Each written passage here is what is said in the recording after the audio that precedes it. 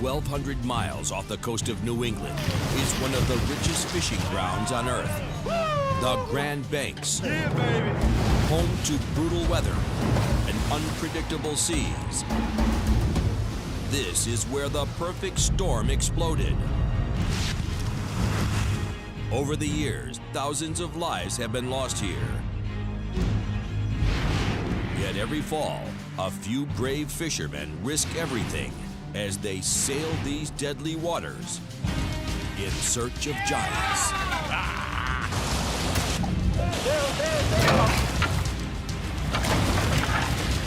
A week ago, the fall season began with nature's clock ticking.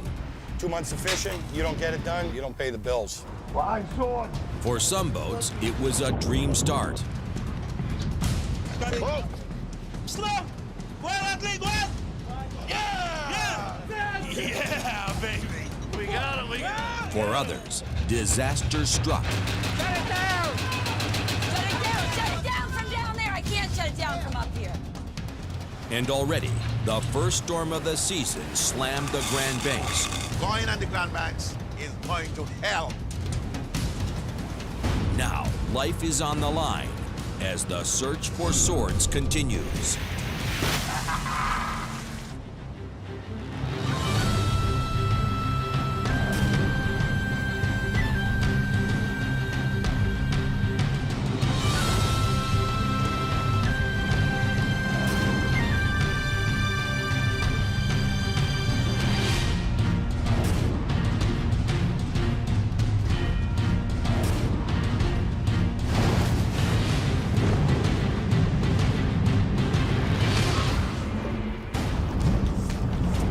1,000 miles east of New England, the 75-foot Seahawk, captained by Linda Greenlaw, has arrived in the Grand Banks.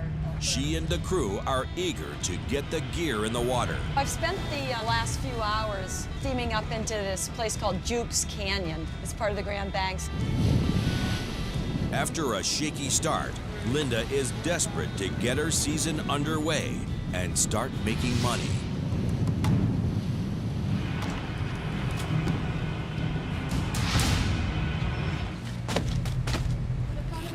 Gonna open up the first bag of bait for the trip. How many more bags do you want? I'm definitely excited to just get going and get some hooks in the water. Yeah, we're going fishing. All right, on the back. Linda's old friend and neighbor, Dave Hilt, swapped his lobster boat for the Seahawk to fulfill a lifelong dream. I've never caught a swordfish, and I like catching fish. It's exciting. We're fishing. The crew will set out a 30-mile main line kept afloat by over 200 buoys. 60 feet below the surface, 900 baited hooks dangle where Linda's betting the swordfish will gather. Stand by, stand by. During set-out, each crew member has a different job. Mike and Dave bait the hooks, while Tim attaches the buoys. Dave, you're a sword fisherman now. It takes the crew 6 hours to get all the hooks out.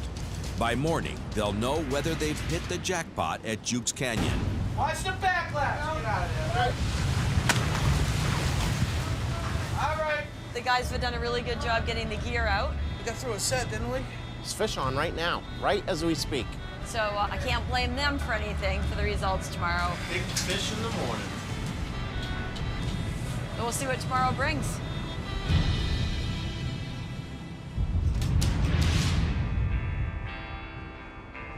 "1,500 miles southwest of the Grand Banks is the New Jersey town of Barnegat Light. It's 8 a.m. and the 70-foot Francis Ann is getting ready to depart under the command of Captain Chris Clem. Pretty confident we'll do pretty good this trip. I hope fishing's good for us. I can't wait to get out there. I know that. Deckhand Lemmy is the first to arrive for work. Just 19 years old, he's become his family's sole breadwinner after his dad passed away. I'm helping my mom out, paying bills at home. She told me the mortgage will be paid off by the time I turn 21. I mean, right now, it's good money. I make, more money than any other 19-year-old kid I can think of. Can't wait to get back out fishing. All right, I gotta go. Love you. See you in a couple weeks. All right. I love you, baby. Joining the crew for the first time is Lemmy's high school buddy, Ben Ramo. This is going on the boat. Is it really going on the boat? If we're docking, I'm surfing. Ben's hoping that fishing will pay for his dream of becoming a pro surfer. I'd rather do nothing for a living. I'd rather just surf all the time. It's the blonde just got me. Yeah. Why, you think he's hot? No, he just looks like he should be surfing. It was Lemmy's recommendation that got this greenhorn hired. Ben is like my practical brother. I've known him forever. I've never actually been fishing with him, but he's one of my best friends. I'm gonna try fishing out. Hopefully that works, but if not, probably go back to college, maybe get a business degree. I don't know. I have no idea. I highly doubt he gets to surf. Time to go. That's it. Nothing fancy, short and sweet. No tears. Just get it over and done with.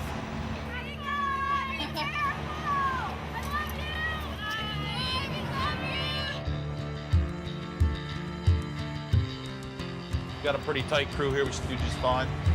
Ben is immediately put to the test by the veteran crew, who want to size up the greenhorn. I've never even seen him work. I don't know if he's a hard worker or not, but better start to learn to become one, because our boat, we go at a pretty quick pace all the time. How you feeling, Ben? Get your sea legs, walk around, just stay up. The Francis Anne is headed 200 miles out into the dangerous North Atlantic. With large swells in the forecast, Ben must quickly get up to speed or find himself in deep water. 1,200 miles from New England, the 90-foot Eagle Eye II is getting ready for their third day of fishing of the fall season. Just doing the last-minute captain things before I get suited up and go join the fellas. I think I got maybe 3 hours of sleep. Good little nap. Got my cigarette, my coffee, and I'm all set. Ready to go. Catch some fish. So far, Captain Scotty Drabinowitz has been right on the money, Now he's in the boat. catching close to $30,000 worth of fish in just 2 days. Watch these boys pull in that nice 250-pounder. Scotty is one of the most successful captains in the fleet and has a hard-earned reputation for putting fish on the deck. Oh yeah, I can feel some weight here coming now. Hopefully it's a big one. 2 hooks in, and already there's a bite. Something on there. It's heavy, it's pulling. You got a swordfish? All lit up. It's all lit up.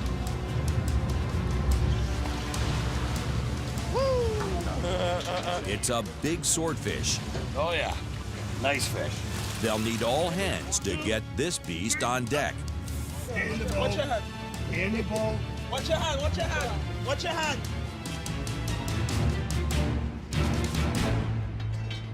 I feel good. Today's saver, 200-pounder. At the best market's price, that's $1,000 worth of fish. Feels good. Feels good. Yeah, it's nice to see the first one break the ice here. 10 hooks later, and Scotty is living up to his reputation. Another one.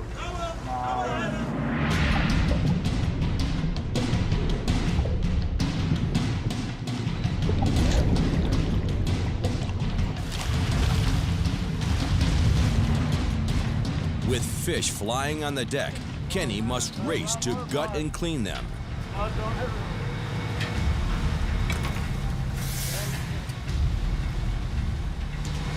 Nothing too serious, I hope. I better have a look at it. But out here, Kenny knows you suck it up and keep fishing. There's gonna be some sore in about 4 days. As the set continues, the Eagle Eye II stays right on the fish. Scotty has laid out over $40,000 for bait, fuel, and supplies needed for the trip. If this keeps up the way we're going, we're probably going to have a banger trip, literally a real good trip. By the end of the day, he's only 200 pounds away from covering all their expenses. One big fish and they could be in the black. Oh, little baby swordfish. It's a baby, too small to keep. Let him go, probably in 4 years' time, he'd be 300 pounds. We'll get him, he'll be worth something. He'll live to fight another day. He'll live.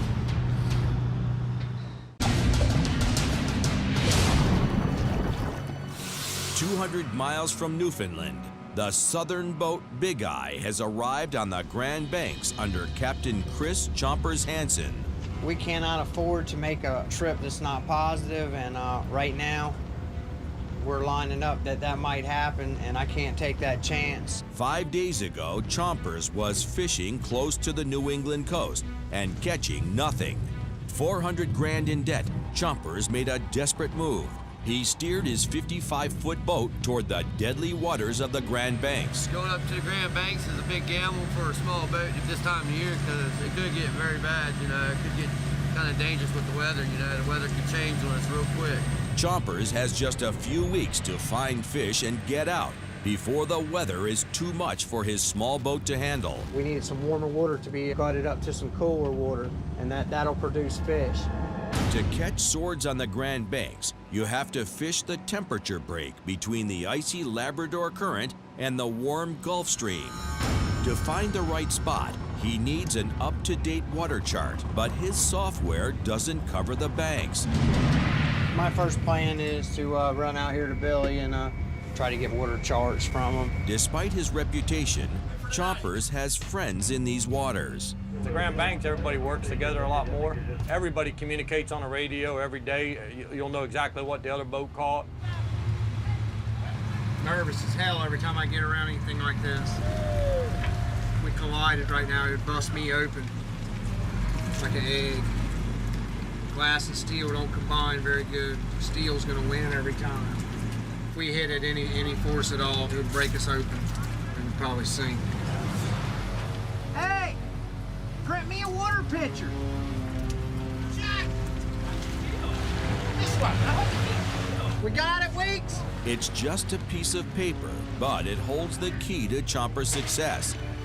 I rely on Billy a lot. He's a big help to me for information. He's got better equipment and a better boat, and has been doing it longer, so I'm getting more than I'm giving.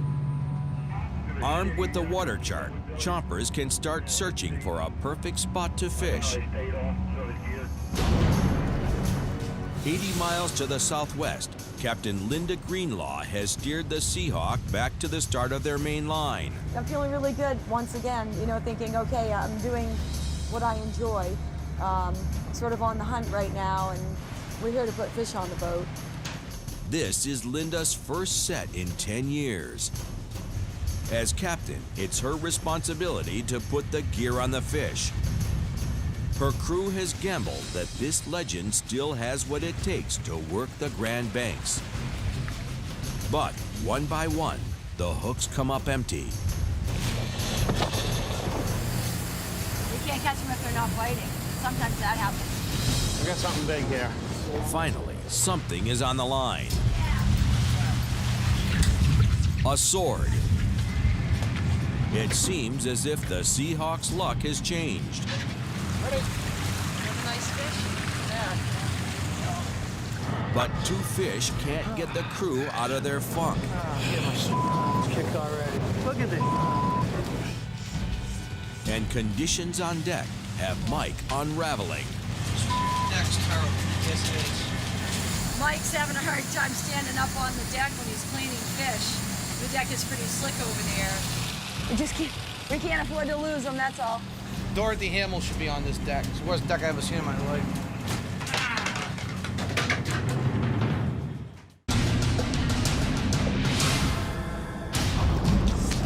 1,100 miles east of New England, the 75-foot Seahawk is in the middle of a haul. Scratching my head. So far, they've landed 2 swords. But even this small catch is giving the crew trouble. God damn it! The boat, lower down. Stop it. drop it. Just drop it. I didn't want sword slime for breakfast, but I got some. 2 hours into the haul, and only 4 swords are in the hole. Wishing we were catching a few more fish. Maybe we'll get them later in the year. The entire crew is counting on Linda, and she knows it.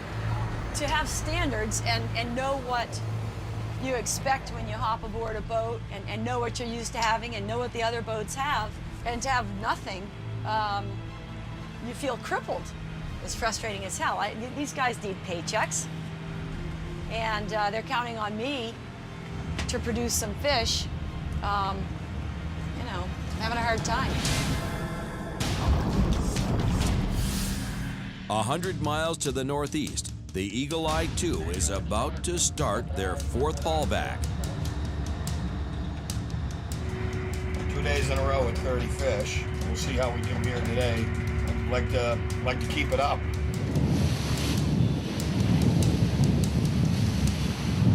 "20 hooks in, and the line tightens. Here we go.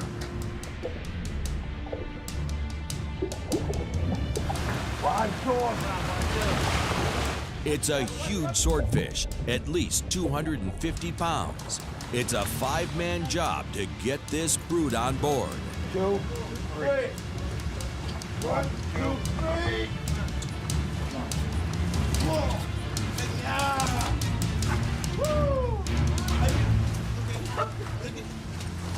Yeah, it's a monster fish. Really helps out the day here. We just started. Nice little bonus here at the beginning, for sure and certain. Yeah, that's what we want. Yeah. If it's $4 a pound, that's a $1,000 bill sitting on the deck. Love to see them. Like to see about 10 more of them today. In just 3 days, the Eagle Eye 2 has covered their expenses. Now they can start making money. Now we talking about fishing.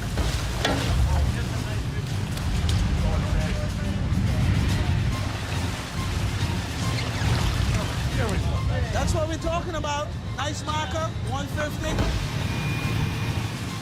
Scotty has found the fish, but can he keep them to himself? Just 5 miles away, Captain Chompers closes in. He knows the Eagle Eye 2's reputation and wants in on the action.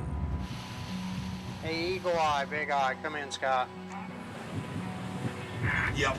So what do you think's gonna happen here? Should I stay in this area, or do I need to go elsewhere? It really doesn't make a difference to me. Whatever you prefer, come in. Okay, I got you good. Well, we're gonna run up towards you. That was Scotty on the Eagle Eye 2. He seemed optimistic. You know, I don't know Chris very well at all, but you know, a little bit of his reputation is he likes to cut in front of people. He likes to try to bully people out of their spot. On his home fishing turf down south, Chompers is known for his aggressive tactics. But up here, he wants to play by the rules. I told him I wouldn't, despite what he's heard about me, it's not true. And he was like, well, we'll see. Time will tell. He's a George's boat. You know, he's not a boat out here, so I don't deal with him. One thing he has to know for sure, that he's not pushing me around. That ain't gonna happen. Down below, Scotty's crew keep pulling fish onto the deck. The waves on the Grand Banks have been known to reach over 80 feet, but they don't need to be that huge to be dangerous. A swell kicks up suddenly, and Kenny goes down hard.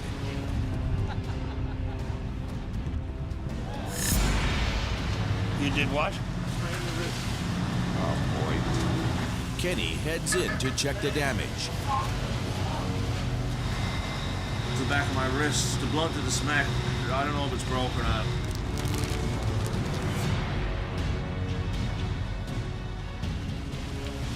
Hurts, son. If it's broken, they'll have to steam to Newfoundland, a round trip that could cost over $70,000 in lost fishing days. The guy is injured. We have to do what we gotta do. It's all up in the air. We don't know yet. We'll find out when we're done. It takes the rest of the crew 2 hours to haul the last of the gear. By sunset, Kenny's condition is worse. Scotty radios the Coast Guard doctor.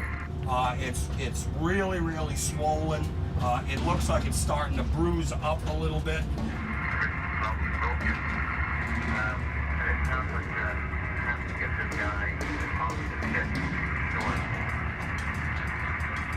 Well, thank you very much, doctor. I described Kenny's symptoms, what had happened, what he's feeling, what it looks like. And yeah, it seems to be a fracture or a break. Kenny's out of the game. And for a second time, Scotty is being forced back to shore. So that's it. Trip's over, unfortunately.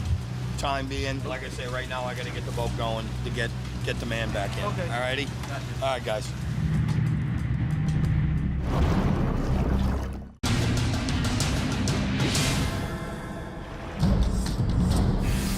"240 miles off the coast of New England, the Francis Anne has arrived on the fishing grounds.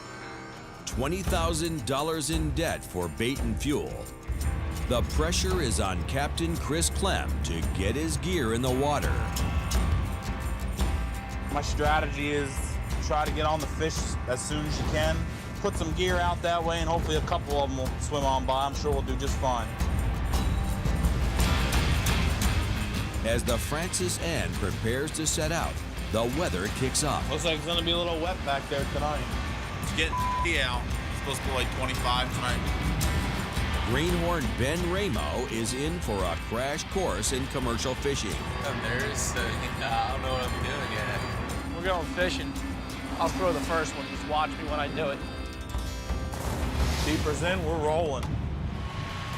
Ben's job is simple. Bring out the bait, throw the beepers, and keep a careful count on the number of dobs or buoys which go out on the line. We got about 250 floats, so we're doing 4 hooks per float, so that's 1,000 hooks. Bait the squid by putting the point of the hook up the high in the mantle, and then burying the whole thing, so that way it swims natural looking. As the swells get bigger, it looks like Ben's first set will put him to the ultimate test. But I guess if you're gonna break them in the right way, it might as well be a little bumpy the first night. Everywhere he walks, though, he's got his hands on the rail. Sucks at his first night's a little, but whatever, we'll pick it up. The deck's kind of a mess right now, but it shouldn't really be like that. Watch your foot, Ben, you're wrapped up, man.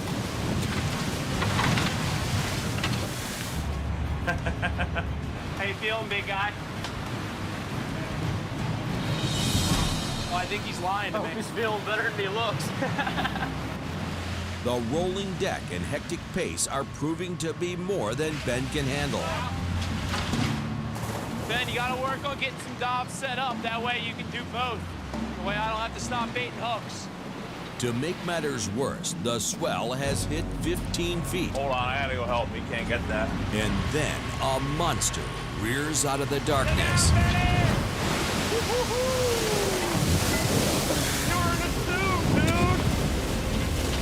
Slippery, and the waves are just making you go all over the place, eating all over. It's all right, though. Yeah, I guess big waves on a surfboard and waves on a boat are two different things. The final beeper buoy is tossed over. Worn down and soaked to the bone, Ben survived 6 hours and 1,000 hooks of his first set out. It was rough, but it's over. First set done. First night over.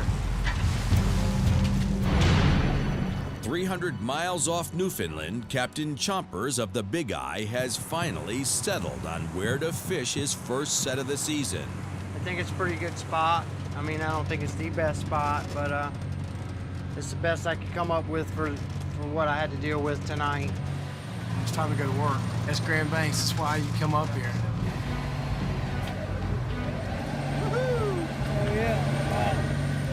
Glad to be getting my first set out. Grand Banks boats usually have a sheltered area for the crew to set out from. Not the Big Eye. When the weather turns hard, there's nowhere to hide. Back on the Grand Banks. This is what it's all about. Ooh, throw some water. Got the pretty blue sea and the wind to come with it. It's like paradise. Another place like it. The conditions are treacherous, even for an experienced crew. But despite the wind and waves, the Big Eye has completed their first set. We'll have to turn around and run another 30 miles back up to where we started and then start hauling it in the morning. 250 miles northwest of the fishing grounds, the Eagle Eye 2 under Captain Scotty is slowly creeping its way into the port of Bay Bulls, Newfoundland. Right now it's real foggy, so I gotta pay attention here. 36 hours ago, deckhand Kenny slammed hard onto the deck. The fall may have broken his wrist, and he needs medical attention. Once again, Scotty has been forced to make a costly detour. Yeah, it's dungeon thick fog. Can't see 10 feet. Looking for the dock, looking for land. It's right over here, but you can't see him. It's wicked foggy. First time I've done this. Finally, out of the mist, Scotty spots the lights on shore. Pulling into the harbor of Bay Bulls here right now. You can see the dock. Finally, we're only about 30 feet from it. After 7 nerve-wracking hours of driving blind, Scotty docks the Eagle Eye 2 and breathes a sigh of relief. We managed to pull it off without a hitch. Maybe the big man upstairs smiling at me, but I'm real happy to have this boat at the dock and nothing crashed. Kenny's injury means his season is over. First time actually I couldn't work. Missed any work on deck. Last year I got bit by a shark, but it didn't slow me down. I'll see a doctor. Hopefully it won't take too long, but I think I'll be there a while. All right, Scotty. Get yourself fixed up. Yeah, I will, yeah. You all right, Brian? I'll be back in the morning. Black cloud really isn't on the Seahawk, it's on us. 600 miles southeast, the Seahawk is preparing to haul back their second set. After letting the line soak overnight, Linda is hoping to get this trip back on track.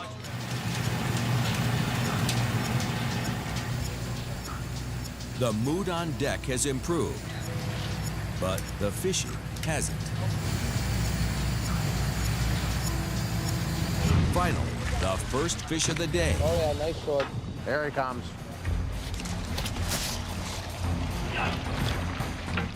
Oh! Accept them. Nice mark. With the first sword of the day on deck, it seems as if the Seahawk's luck has changed for the better. If every fish we caught was that size, it'd be a perfect world. Let him be pissed, man. Hit him, Dave. Beautiful fish. Just right. And as fast as it began, the run ends. Yeah, busted off. I heard it snap. Oh, yeah. That's a bad sign.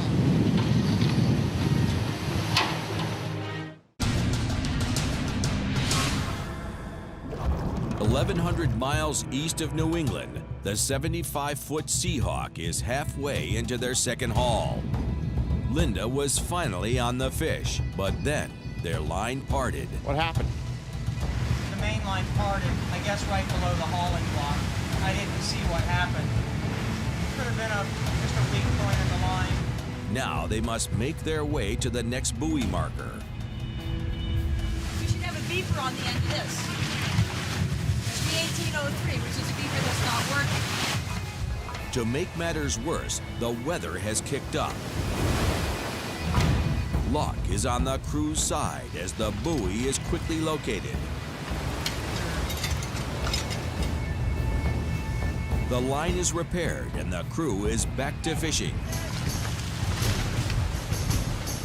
But the rough weather is making the crew earn every fish on deck.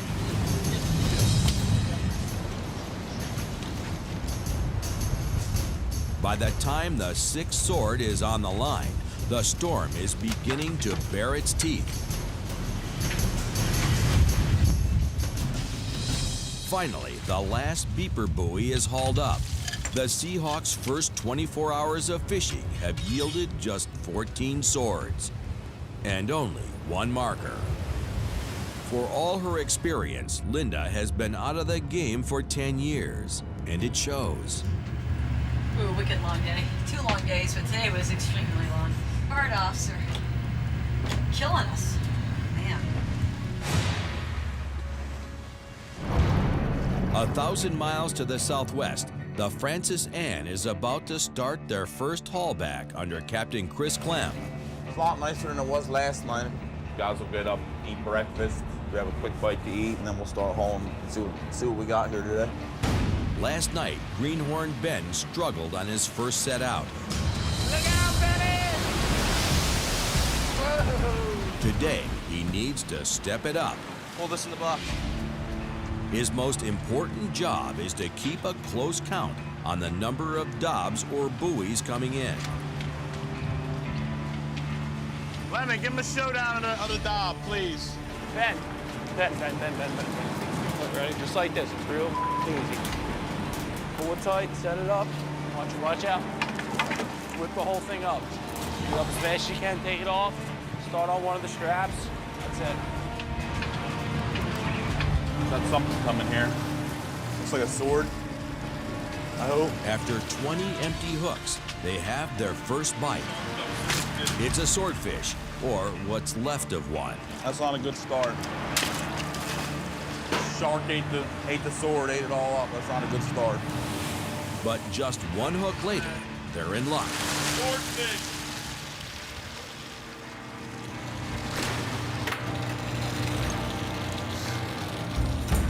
Fish on the deck makes for a happy captain. We're locked and ready to roll. Clem decides to have a little fun at the Greenhorn's expense. Gotta look out for them rogue waves, man.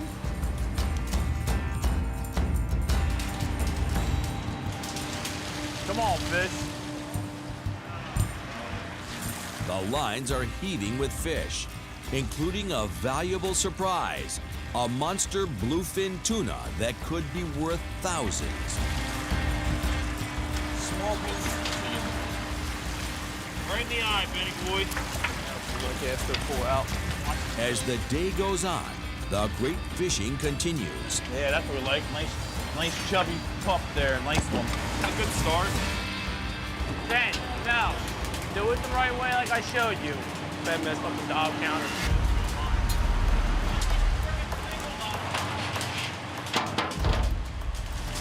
I'm very disappointed in you know who. Ben's lost count on the dobs. Now, Chris can't tell how far to the next beeper. Simple math. 4 straps, 6 dobs. 24 dobs. 6. 1, 2, 3, 4, 5, 6. Right now, Ben is getting yelled at for up the count on the floats, which, you know, as long as the gear isn't broken off, it's not a big deal, but it potentially could be a big problem. We've been saying the same thing over and over again. 6 dobs to a bundle. Let's get it clear now. Not 7, not 9, not 4. 6. A extra finger on your hand. 6 dobs. Comprehend yet? 6. Well, you can't count the 6? General math? Yeah, okay. Ben, do yourself a favor and shut the up, man. 6 dobs. 6. He just made the mistake of talking back to me. He's been around long enough to do that. Ben, let's get this clear. I'm not out here to make friends. I'm out here to make money. Just remember that. So far, he hasn't gotten it right. 6. Happy. 7. Sad. 8. Sad. 6. Happy. 1 week into the season, and the Eagle Eye 2 is on top with 20,000 pounds of fish. The Francis Anne is finally on the board with 6,300 pounds. The Seahawk is lagging at 1,600 pounds, while the Big Eye is dead last with 1,100 pounds.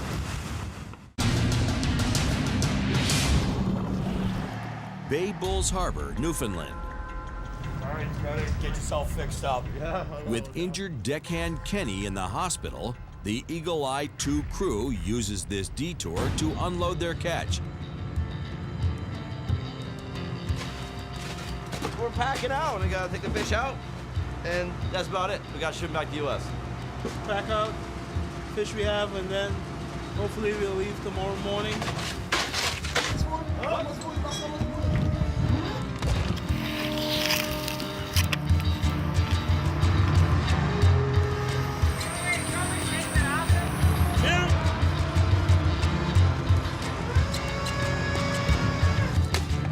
Hopefully around 17,500 pounds.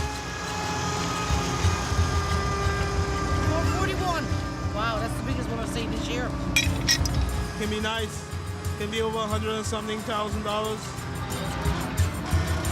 It's vital the fish are kept in the best condition to get the best price at market, which can range from $2 to $6 a pound. It's a shame Kenny got hurt. We were really on our way to having a good trip. Now they need to unload the monster bluefin tuna they caught 4 days ago. Don't go anywhere. Down in the hold, there's been an accident. We pulled him out of the pen and his belly hit the metal wall. Look at his belly. Uh-oh, hold on. Scotty catches a glimpse of the damage. That's absolutely unacceptable. And crewmates Brian and Atlee immediately point the finger at each other. Oh, it's not just me, dude. I'm pulling this. Why don't you just say, "Oh, say I'm sorry." It happens. Well, you gotta point your finger at me. Oh, I didn't do it. It's him. It's him. I don't know which one screwed up. Actually, Atlee's senior man, so he should know better. End of story. And belly got scratched up pretty bad. Could cost us. You want these fish as pretty as you can make them. That's the bottom line. Looks good. 640. 111 inches. I'm happy now. You could get as much as $15, $20 a pound for that fish. So that fish right there has got the potential $10,000, $12,000 fish. Yeah, bye-bye. You're gonna catch your brother and sister and cousins this trip. The offload took 6 hours and went better than expected, nearly 20,000 pounds. With the tuna, this trip has netted the crew $100,000.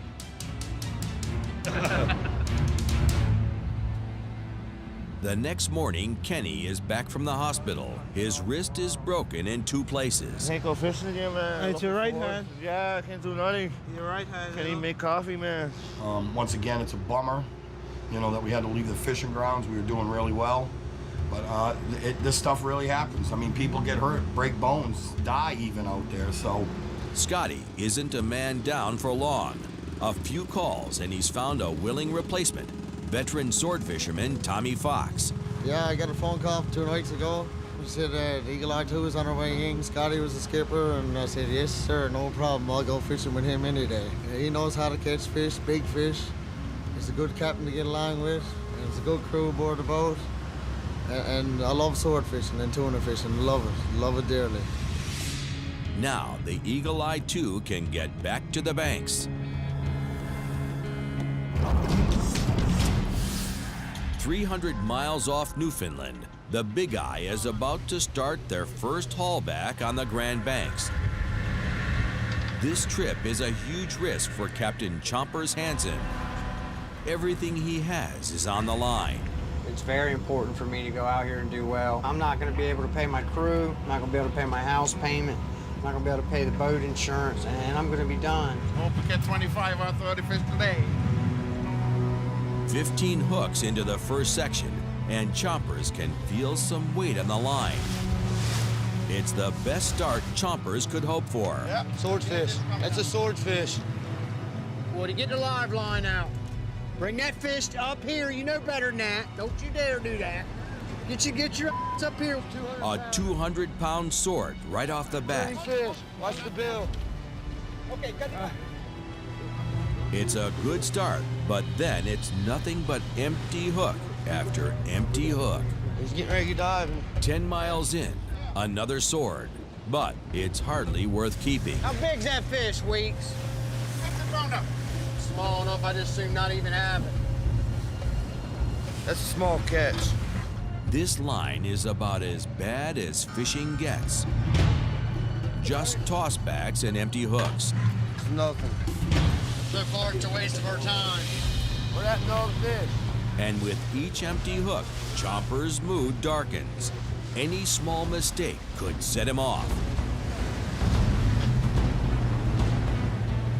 Look, you cannot wind these on here like. You see how these are neat, Matt? You can't do that. So start putting them on here like this, and then when you're done, you can pull them all off, put them on there straight. Let me tell you something. Out here, you can't afford to have an altercation and let it escalate. You just gotta take it for what it is, take it with a grain of salt, keep your head down, and keep going. Matt is winding the buoy drops on the buoy cord all wrong, putting them on there sloppy, so when they come off, they're gonna be all tangled up. Greenhorn's got me pissed off right now. Winding on there like it don't even matter. The first haulback of the Big Eyes Grand Banks gamble is a complete bust. Trying to get my gear as quick as I can so I can get the hell out of the spot. Unless he can get on the fish fast, Chompers will lose everything. We went backwards by far today. We caught one money fish. Just got to try something else, try something different. We know where not to try now. Some way, somehow.